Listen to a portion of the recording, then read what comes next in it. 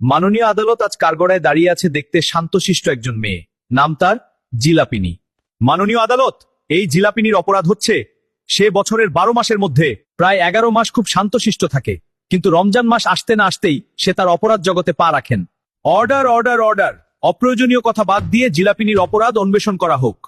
অবশ্যই ইউরোনার, এই জিলাপিনীর অপরাধ হচ্ছে সে রমজান মাসে এসে ইফতারের সময় সে তার সৌন্দর্য দেখিয়ে রোজাদারের ইমোশনকে কাজে লাগিয়ে ইফতারকৃত চোনামুড়িতে এমন ভাবে মিশে যায় যা অনেক রোজাদারের পছন্দ না, এবং অনেকেই মন খারাপ করে চোনামুড়িতে জিলাপি দেওয়ার জন্য।